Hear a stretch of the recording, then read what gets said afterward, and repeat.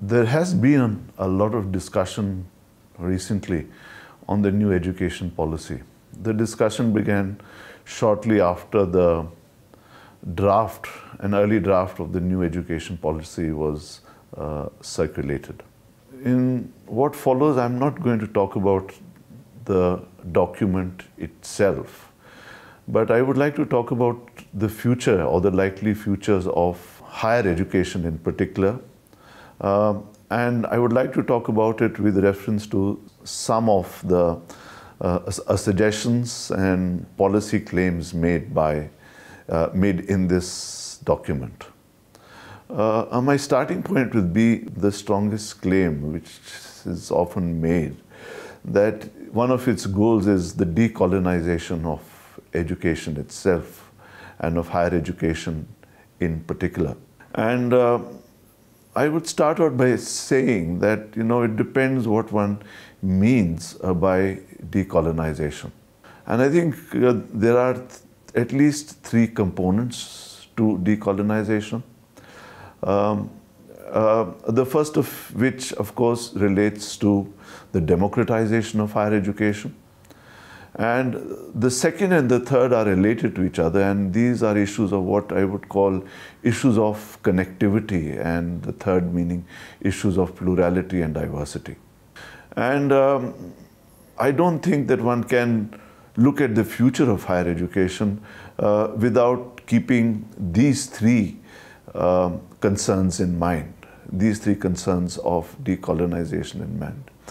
And I say this as a student of higher education in India, particularly from the end of the 19th century into our own times. If you look at the long history of the university, then what we learned in the 19th century, that in a way the university was contributing to the task of nation building. And I think it performed this task not just in India, but it performed this task in many parts of the world, in most parts of the world where a university system was established. But I think towards the last decades of the 20th century, the university was not just contributing to nation building, the university went international, all right? In other words, there was a mobility of students, of professionals trained within national universities who migrated to other places to seek employment there. So the university was also preparing an international cadre of highly trained professionals who were mobile. Today, I would like to touch upon this less discussed task of the university, because I think we have recognized, in the light of the pandemic that has been raging over the last year and a half, as well as major climate changes that have been taking place, that we also have to think about planetary futures. And that when we plan for our education, we are not just planning for the task of nation building, but we are planning for the task of a deeply, highly connected world. Are we thinking along these lines, in these possibilities, when we think of higher education and the decolonization of higher education? Are we thinking about these connectivities? Are we thinking about planetary futures? These are some of the issues I think we need to think about in reimagining the future of the university. The issue of democracy, the issue of connectivity, and the issue of plurality and diversity. And of course, very often this plurality and diversity in some quarters is taken to mean divisiveness rather than contributing both to the enrichment of culture and the enrichment of perspectives and different points of view. One can make an argument from this from the philosophies of science, but that is not something I would go into on this occasion. That's something to be discussed at another moment. So why do I say that, or how does one think higher education contributes to decolonization? And I think this is not a new agenda of higher education. It goes back to the last decades of the 19th century, and one definition of decolonization is disidentification with colonial practices. And the university system that was first established in India, the modern university system, in 1857 is what educationists refer to as the university as an examining body. And from the 1870s onwards, beginning with the Indian Association of, the IACS, the Indian Association for the Cultivation of Sciences, there was a long struggle which went on amongst those who were getting educated. The university we want is a university of teaching and research. And the University of Teaching and Research itself, the struggle to establish a University of Teaching and Research, was the first moment of decolonization. And today, we don't seem to realize that over a century, what we have developed in India is a very complex ecology, highly differentiated, with a multiplicity of functions, all right, at different levels. Because as a society becomes more complex, as production functions differentiate, the system of knowledge production also differentiates to a great degree.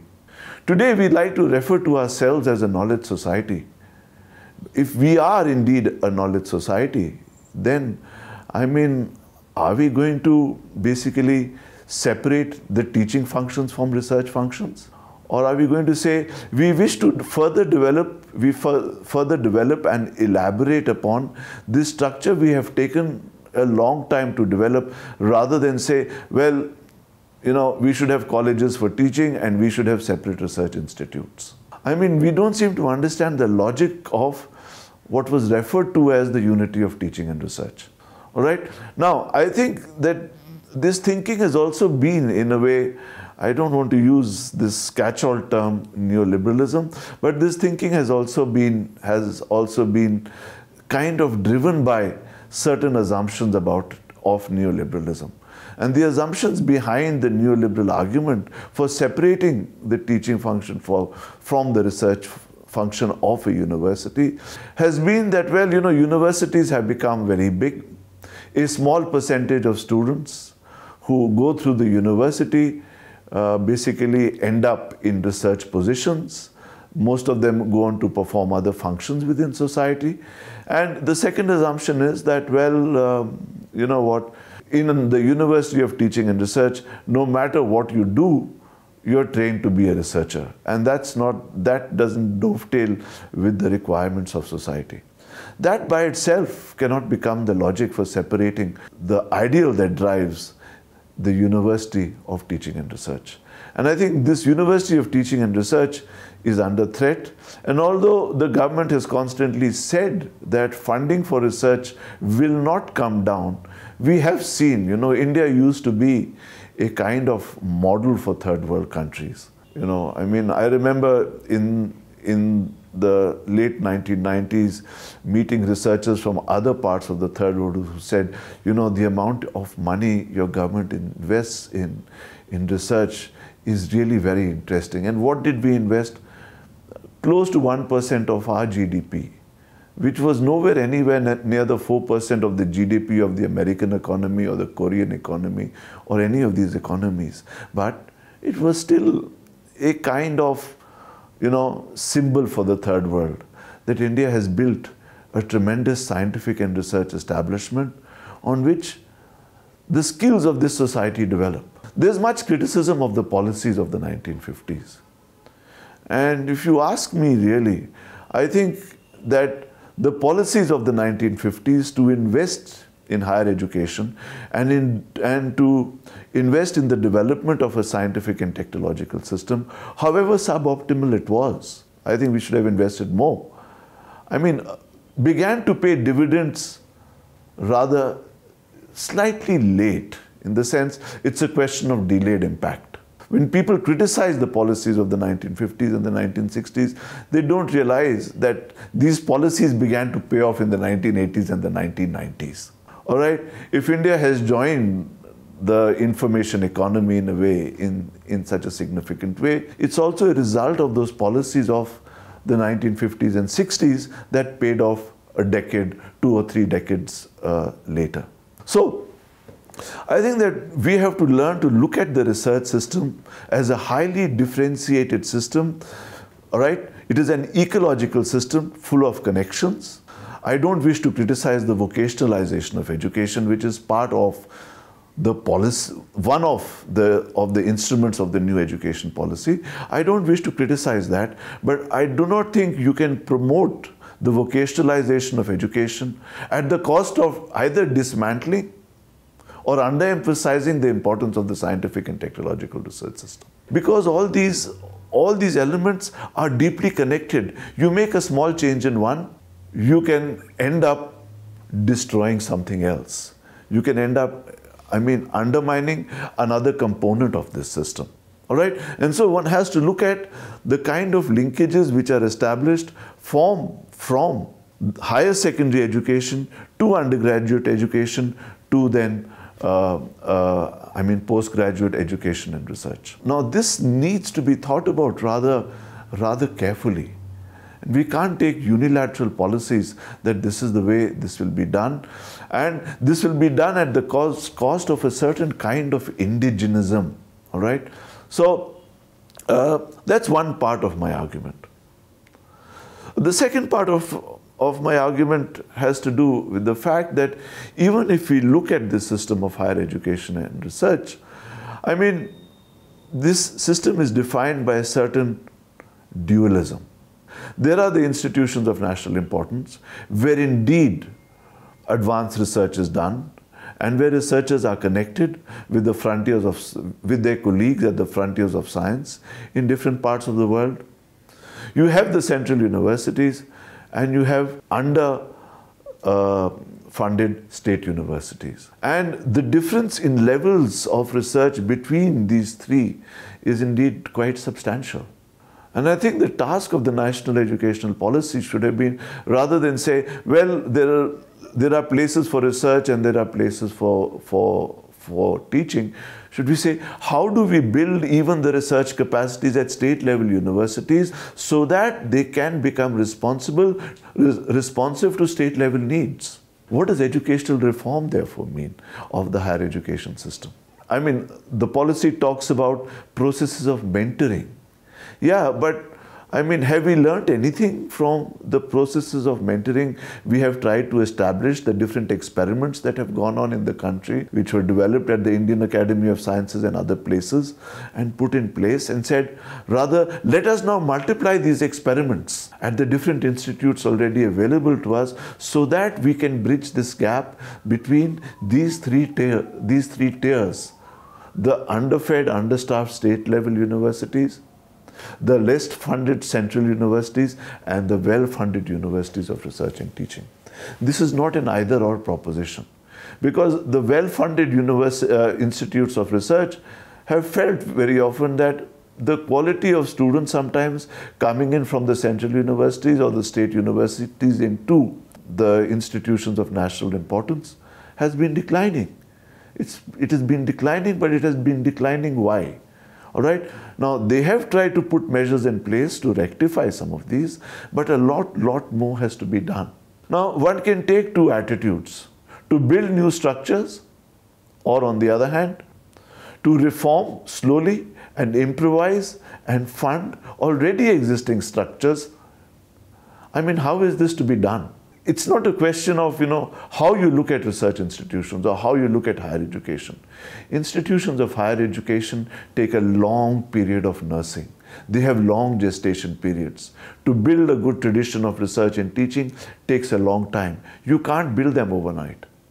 So I think we've not looked back and said, well, which were our successes and what can we look back, what can we learn from those successes, and what were our failures and what can we learn from them, and then try to reinvigorate our state level institutions and those central universities which have gone into decline.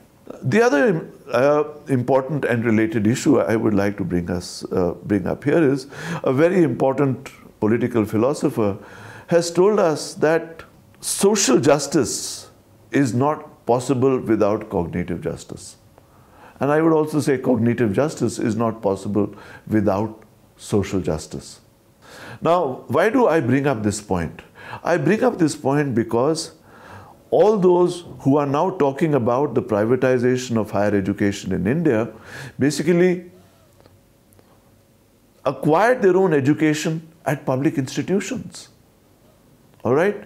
And now you wish to abandon these public institutions and replace them with or substitute them with private institutions, which may well be beyond the resources of the majority of the population.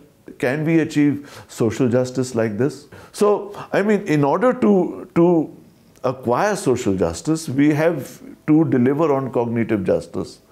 And that role could have been performed, was performed to an extent in our public institutions, but the new education policy doesn't seem to seem... It wants cognitive justice, but it wants cognitive justice perhaps at the cost of social justice.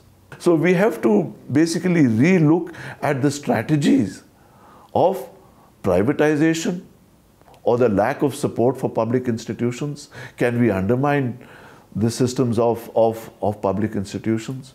We all know that our parents, all who studied and who emphasized the importance of higher education for us, most of them studied in government schools. What is the status of government schools today? All right. In like manner, I would like to ask that most of us acquired our education in public funded institutions. Are we going to undermine these public funded institutions? Are we going to undermine public institutions and replace them with private institutions? I raise this issue because I believe that we cannot create a just knowledge society unless higher education is widespread. We cannot speak of a knowledge society. We cannot speak of a just knowledge society without, in a way, contributing towards the enrichment of the system of higher education. All right? So, if I go back then and talk about decolonization, I don't think the decolonization of higher education can mean just the indigenization of higher education. Because the system of higher education today is globally a deeply connected one. When you look at some of the debates on decolonization in South Africa, it is an opening out into the world. It is about connectivities. We have to consider planetary futures. All right? And we are also creating a manpower which is going to be mobile. So how do we simultaneously manage the task of nation building, but also produce a cadre of highly trained professionals who can ensure the existence of who can ensure a sustainable future? So we are not just planning for the nation. We are planning for sustainable futures, for a planetary future. All right? And so we have to think then in terms of a cosmopolitics of education. These are tasks we need to think about deeply when we think of higher education. And of course, the national education policy, while talking of diversity, has not probably paid enough attention to these aspects of higher education. I'd like to conclude then by also stressing this important point about diversity. All right? And in talking about diversity, the differentiation of the system of higher education also in a way reflects an attempt to engage with the diversity of Indian cultures, and of course also to engage with the place of India in a globalized world. All right? So we are thinking of a nation which is culturally diverse, but we are also thinking of a world which is culturally diverse. Right? And when we think about this world which is culturally diverse, then we also have to think about how do we sustain such a world which is culturally diverse and which is marred by conflict. Education must provide us the means of thinking through these conflicts. All right? To think about a planetary future, to think about sustainable future. The national education policy should give us some indication as to how are we going to deal with a planetary future. How do we negotiate the task between building such a diverse nation on the one hand and simultaneously contributing towards producing a cadre of trained professionals who can work with people across different national contexts in building a sustainable future.